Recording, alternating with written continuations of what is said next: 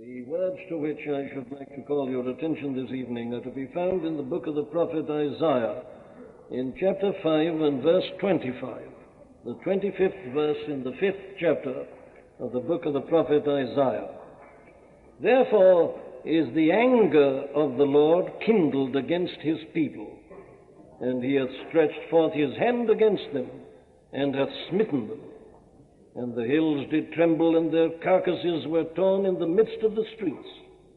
For all this, his anger is not turned away, but his hand is stretched out still. Por esta causa se encendió el furor de Jehová contra su pueblo, y extendió contra él su mano, y le hirió. Y se estremecieron los montes, y sus cadáveres fueron arrojados en medio de las calles. Con todo esto no ha cesado su furor, sino que todavía su mano está extendida. Isaías 5:25. En este versículo el profeta pronuncia su veredicto. Dios le había dado este mensaje para Israel porque las cosas empezaban a torcerse. Había falsos profetas, siempre los ha habido. Se nos dice que eran algunas personas que venían y curaban la herida de la hija de mi pueblo con liviandad, diciendo paz, paz, y no hay paz. Jeremías 8:11. Ese es siempre el problema de los falsos profetas. Su propósito es complacer, ser populares, y saben que a las personas les gusta oír paz, paz. A las personas les gusta que les digan que todo va bien. No te preocupes, no te angusties, no temas. Hay algo que va mal, pero no es demasiado grave. Pronto se arreglará. Paz, paz. Y se encontraban entre ellos y se dirigían a los hijos de Israel. Pero el profeta verdadero recibe su llamamiento de Dios y su mensaje no es de paz, paz. No considera simplemente las circunstancias superficiales y hace un diagnóstico superficial,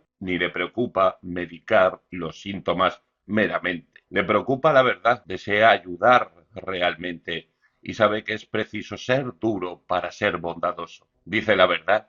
Y eso es lo que encontramos en el capítulo 5. Todo esto os ha sobrevenido, dice el profeta, porque no os habéis comportado como el pueblo de Dios. Como ya hemos visto, ese es el significado de ese poema, de esa alegoría de los 7 primeros versículos. Luego Isaías trata los diversos pecados y las transgresiones de que era culpable el pueblo de forma específica. Y como acabamos de ver, lo resume todo en esa acusación definitiva contra los hijos de Israel de que desecharon la ley de Jehová de los ejércitos y abominaron la palabra del Santo de Israel. Esa es la acusación y este es el veredicto. Por esta causa se encendió el furor de Jehová contra su pueblo y extendió contra él su mano y le hirió. Ha sido severo, pero no ha concluido. Ni siquiera acaba aquí, sino que todavía su mano está extendida. ¿Por qué? Porque no están dispuestos a arrepentirse. Consideremos juntos, pues, este mensaje. Podrás advertir que nos recuerda la que es, por supuesto, la palabra más destacada de todo el capítulo, la palabra ay. Se han pronunciado 6 ayes y aquí se resume en la palabra furor o ira. Después de eso, el resto del capítulo es de naturaleza puramente descriptiva. Desde el versículo 26 hasta el final no hallamos más que una descripción detallada de la clase de castigo que Dios se dispone a ejecutar contra el pueblo de Judá. Este versículo constituye, pues, la conclusión de nuestra consideración de este capítulo. Al solicitar tu atención con respecto a este versículo, soy consciente del hecho de que no hay ningún aspecto del mensaje bíblico que tanto irrite a la mujer y al hombre moderno como todo el concepto de la ira de Dios, como alguien que castiga el pecado y la iniquidad. No hay parte o elemento de la enseñanza bíblica que las personas rechacen con tanta virulencia como esta verdad en particular. Ahora bien, por supuesto, no sorprende que a las personas se les produzca rechazo. Concretamente, no sorprende que sea motivo de rechazo para la clase de persona que consideramos al hablar de los que rechazan todo el concepto de la ley, todo el concepto, en última instancia, de moralidad. De hecho, toda la enseñanza con respecto a Dios. No sorprende que esta doctrina de la ira de Dios les produzca rechazo. Serían incoherentes de no ser así. En todo caso, admito que su postura es coherente y lógica. Si no crees en la ley, entonces no espero que vayas a creer en la doctrina de la ira de Dios y del castigo del pecado por parte de Dios. Una cosa lleva invariablemente a la otra. El rechazo de esta doctrina lo hallamos, pues, entre los que no son cristianos y se encuentran fuera de la Iglesia. Lo rechazan por encima de todo lo demás. Dicen, entendemos la idea del amor de Dios, pero esta idea del furor, la ira y la mano de Dios extendida es imposible. El hombre natural, como la Biblia denomina a tales personas, las que no profesan ser cristianas, se ofende ante esta doctrina y siempre lo ha hecho. Pero, desgraciadamente, este rechazo no solo se limita a los que están fuera de la Iglesia. Hoy día hay muchos en el seno de la Iglesia que rechazan esta doctrina casi de la misma forma que los que están fuera, los que adoptan lo que denominan una interpretación liberal de las Escrituras y abominan esta doctrina de la ira de Dios. Ahora deseo hablar especialmente a este segundo grupo, pero, por supuesto, confío en que en cierta medida estaré tratando al mismo tiempo el caso de los que se encuentran fuera de la Iglesia. Permítaseme repetirlo. Elogio a los que se encuentran fuera, al menos son coherentes y lógicos, pero no puedo elogiar a los que se encuentran dentro de la Iglesia y niegan la doctrina de la ira de Dios. Como espero mostrar, su postura es indefendible, son absolutamente incoherentes. Por lo menos que haya personas coherentes con una postura definida, no personas con un pie dentro y otro fuera que se quedan con una parte y dejan el resto. Cuando hablamos de esta doctrina bíblica se trata de todo o nada.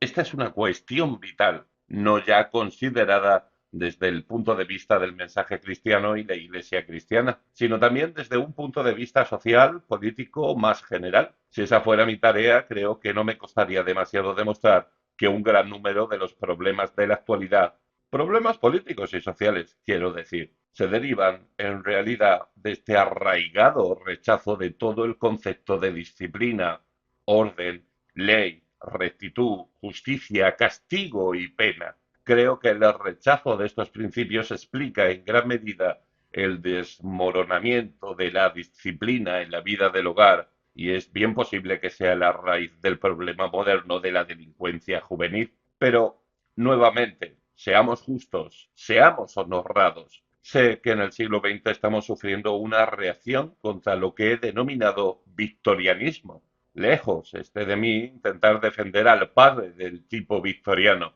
tan tirano, pero el mundo se ha rebelado violentamente contra eso y, por supuesto, esa rebelión, como todas, ha llegado demasiado lejos. Ha llegado hasta el punto de la ausencia de leyes y el padre moderno, en su deseo de no ser como aquel padre victoriano cruel, severo y duro, se ha vuelto tan indulgente e indolente que no cree en ningún tipo de disciplina en absoluto. El resultado de eso es lo que, por desgracia, presenciamos con tanta frecuencia en la vida del hogar y de la familia, en las escuelas y en la ausencia generalizada de un comportamiento decente entre los jóvenes. Y luego, otra consecuencia, y lo menciono tan solo de pasada, es toda nuestra actitud hacia las prisiones y lo que allí debe suceder.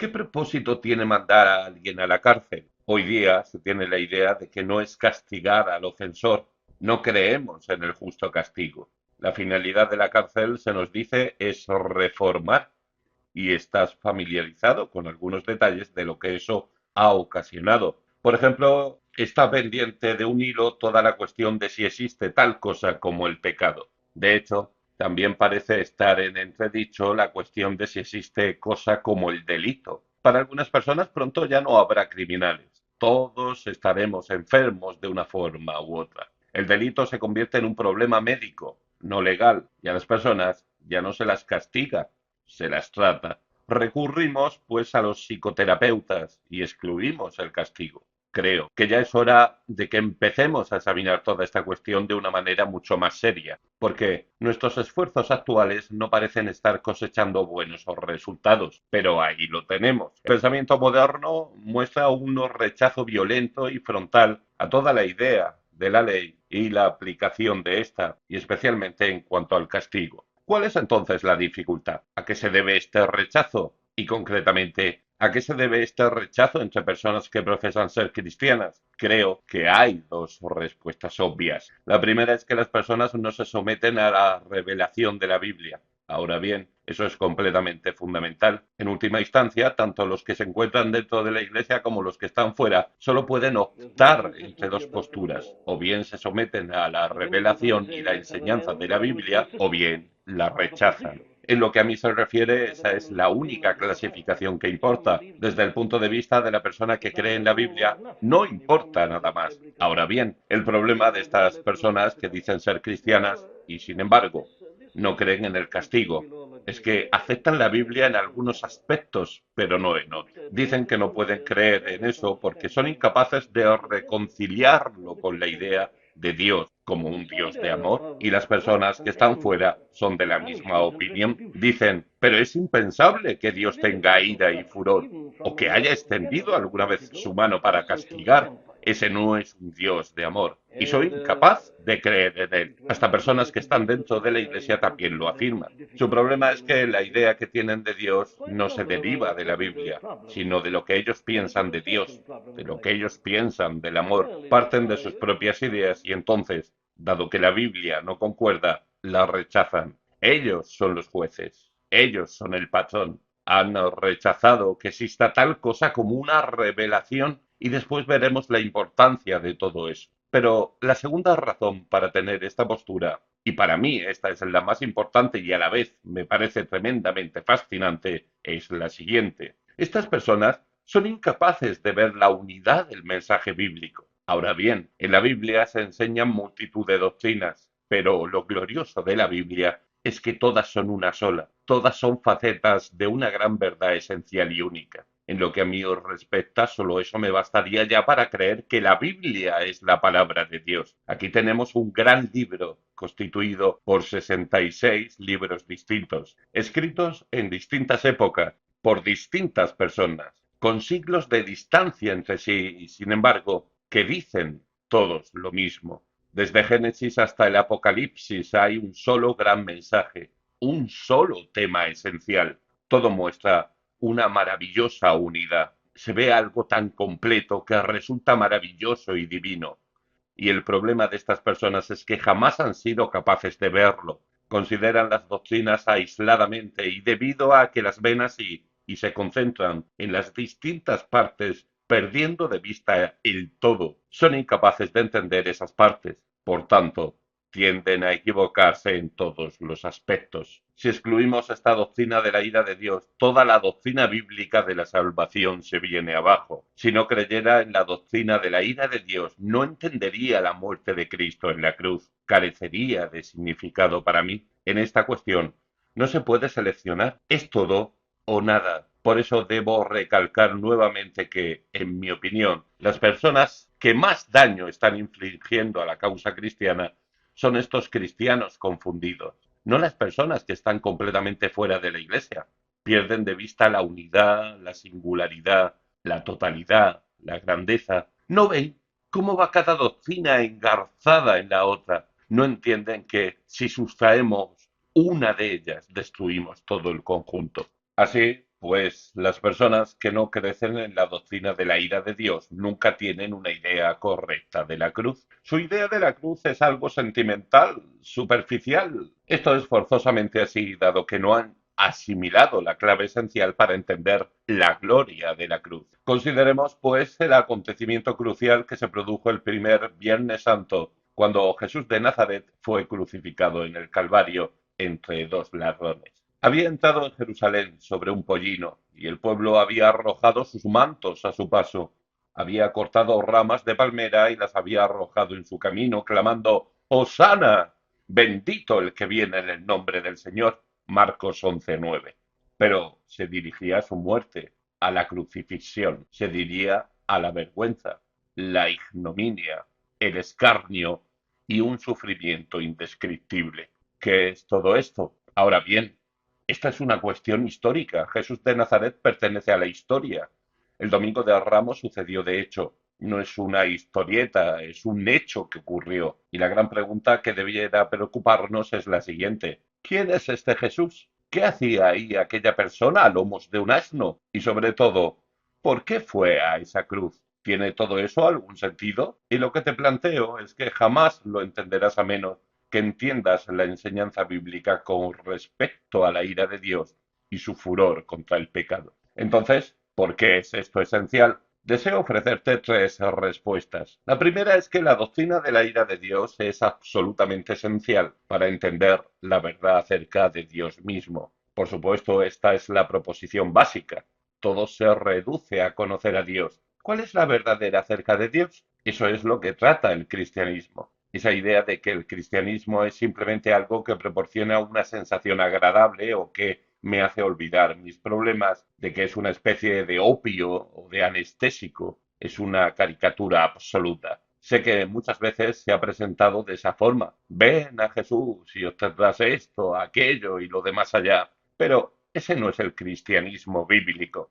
El cristianismo bíblico es lo siguiente, Dios y mi relación con Él. Pero ¿quién es Dios? ¿Qué es Dios? Esa es la pregunta esencial. ¿Qué es lo que sé de Dios? Mejor dicho, ¿cómo puedo saber algo de Él? Como ves, el hecho de que creas o no en la ira de Dios depende de tu idea de Él. Pero, ¿de dónde sale esa idea? Y este es el punto en el que tantos se extravían. ¿Descubrirás tú los secretos de Dios? Job 11:7. Bien. El apóstol Pablo, un hombre erudito y brillante, nos dice que el mundo no conoció a Dios mediante la sabiduría, con lo que hacía referencia a la filosofía. Primera de Corintios 1:21. Oh, sí, los filósofos lo habían estado buscando, no cabe duda de ello. Aquellos grandes hombres habían estado lidiando con este problema. Eran conscientes de la complejidad del problema de la vida e intentaban comprenderlo. Estaban formulando las preguntas esenciales, pero el problema era que no podían hallar una respuesta. ¿Puede un hombre descubrir los secretos de Dios? Y la respuesta es no. En ocasiones creo que no hay nada más interesante en todo el Nuevo Testamento que la historia de Hechos 17. Es la historia de la visita que hizo el apóstol Pablo a la famosa ciudad de Atenas. Sin duda, había ido allí de vacaciones. En Tesalónica y Berea le habían tratado mal, de modo que sus amigos le habían llevado hasta el mar y se había marchado a Atenas a descansar, pero fue incapaz de ello. Tuvo que romper a hablar porque, como le dijo ateniense, en todo observó que sois muy religiosos. ¿Qué es lo que llevó a Pablo a tal conclusión? Bien, había visto que la famosa ciudad de Atenas, la capital de los filósofos, la cuna de la filosofía, estaba llena de templos y altares dedicados a diversos ídolos. Y lo más interesante de todo era que entre esos altares había visto uno con la siguiente inscripción: al Dios no conocido. Esta era una confesión tremenda. Atenas había asistido a las cimas de la filosofía y recordemos que cuando esto sucedió ya había quedado atrás el gran periodo de florecimiento de la filosofía, la época de los verdaderos maestros.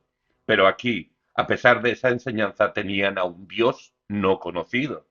Había un poder exterior, eso creían, más importante y más grande que el hombre y su mente, su pensamiento y su entendimiento. Había poderes que influían en este mundo, había dioses, además de su filosofía, pues tenían mucha religiosidad, por así decirlo, pero le buscaban y no podían hallarle. El mundo no conoció a Dios mediante la sabiduría. Y la razón de eso es el mismísimo carácter y la esencia de Dios. Si pudiera hallar a Dios, eso significaría que soy más grande que Dios. Si Dios es un objeto que puedo examinar y diseccionar, entonces soy más grande que Él. Pero Dios, por definición, está por encima. Es absoluto, es eterno. Y por tanto, la enseñanza bíblica es que en última instancia los hombres y las mujeres no pueden saber nada de Dios a menos que Dios decida revelarse a sí mismo. Oh, sí, admito que estudiando la naturaleza y la creación se puede llegar a creer en el Creador. A eso es a lo que llegó Jeans, a que tiene que haber una gran mente detrás del universo. Dijo que sus conocimientos científicos le llevaban a esa conclusión, pero eso únicamente te lleva al conocimiento de Dios en su poder, a Dios como creador. Ese es el argumento del apóstol Pablo en el capítulo 1 de la epístola a los romanos. Puede llevarte a eso, pero eso no es un conocimiento de Dios. Deseo conocer a Dios tal como es. Deseo conocer a un Dios personal. Deseo conocer los atributos de la naturaleza de Dios. Y es ahí donde me quedo corto. Es ahí donde nadie ha llegado ni puede llegar. El misterio de Dios, el mysterium tremendum, como alguien lo denominó, y eso es lo que es lo esencial. Dios. Estamos limitados a la revelación. No sabemos nada de Dios a excepción de lo que Él se ha complacido en revelarnos. Y gracias a Dios, porque se ha complacido en proporcionarnos esa revelación. Ese es el gran mensaje de la Biblia. Decir que la Biblia es la crónica de la búsqueda de Dios por parte del hombre es una gran falacia. Es exactamente lo contrario. Es la crónica del fracaso del hombre y la misericordiosa revelación que Dios ha hecho de sí mismo y de su propósito para el mundo. Es la crónica de la revelación, no del descubrimiento. Son cosas antitéticas, extremos contrarios. Dios nos ha dado pues su revelación. Se reveló a Adán y Eva y a Caín, su hijo. Se reveló al pueblo antes del diluvio y al pueblo que construyó la torre de Babel en un intento de tocar el cielo con su inteligencia. Se reveló en los 10 mandamientos que dio a Moisés y en la ley moral. Dio el mensaje a los profetas. Ciertamente, en un sentido, el Antiguo Testamento no es más que una gran crónica de la revelación que hizo Dios de sí mismo. ¿Y qué es lo que enseña? Lo siguiente.